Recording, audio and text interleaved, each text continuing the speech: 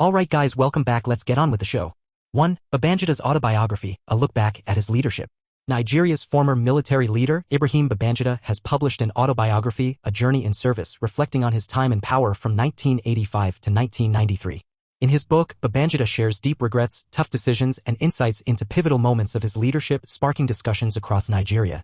Key topics include the 1993 election cancellation, the execution of his childhood friend, his involvement in the 1966 coup, and his love story with his late wife, Mariam. Babangida's reflections provide a personal view of Nigeria's turbulent history. 2. The rise of electric vehicles in Nigeria. Electric vehicles, EVs, are becoming more popular in Nigeria, especially in Lagos, as gas prices rise. With a growing interest in EVs, dealerships like Saglev are introducing Chinese-made brands such as Voya and Mero. EVs offer a cheaper alternative to gasoline cars, but Nigeria's power supply remains unreliable. Despite challenges like the high cost of EVs and limited charging stations, interest is growing. Businesses are focusing on affordable EV options like electric motorcycles, and financing options are making EVs more accessible for Nigerians. 3. A new partnership to boost oil trade in West Africa. A new partnership between Stena Bulk, Caverton Marine, and the Nigerian National Petroleum Corporation (NNPC) aims to improve oil trade in Nigeria and West Africa. The collaboration will modernize tanker operations and expand Nigeria's maritime infrastructure. This project supports Nigeria's goal of diversifying its economy and enhancing its position in global oil trade. By building a modern fleet of tankers, this partnership will help address immediate needs while strengthening Nigeria's economy in the long run. 4. Nigerian companies offering affordable cloud services. Nigerian businesses are offering affordable cloud services as an alternative to global giants like AWS and Microsoft Azure. Companies like Okra and Nebula are helping Nigerian startups access cloud services while paying in Naira. This move addresses the issue of high costs and currency instability which had forced businesses to pay in dollars.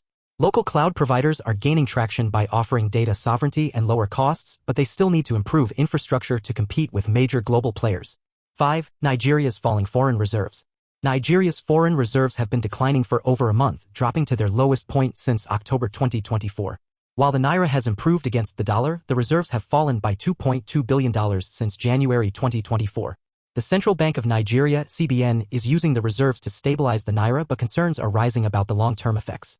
As the CBN manages dollar supply and raises interest rates to control inflation, experts warn that the decline in reserves could affect investor confidence in Nigeria's economy.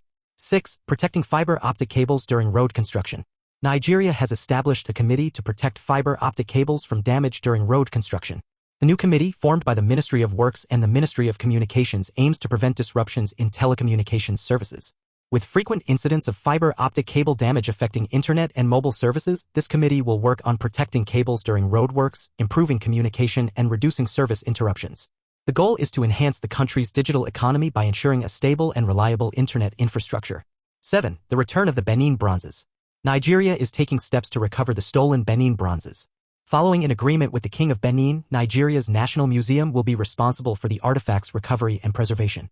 These bronzes were taken by British soldiers in 1897 and are now held in European museums. Nigeria's government aims to restore these valuable cultural items not just as museum pieces but as symbols of national pride. The museum is working on securing their return and ensuring proper care for the bronzes. 8. NLNG pays $380 million for legal loss. Nigeria NLNG will pay $380 million to two major companies, Vital and Glencore, after losing a legal case. Televeras, a gas supplier, sued NLNG for failing to deliver agreed-upon gas shipments. As a result of the court ruling, NLNG must compensate Vital with $260 million and Glencore with $120 million.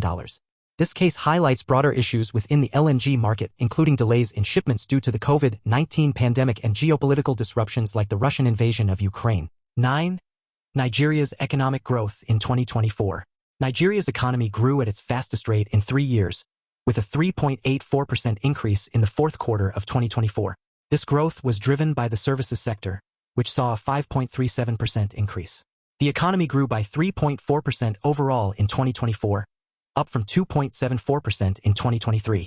Despite positive growth, Nigeria still falls short of its 6% growth target.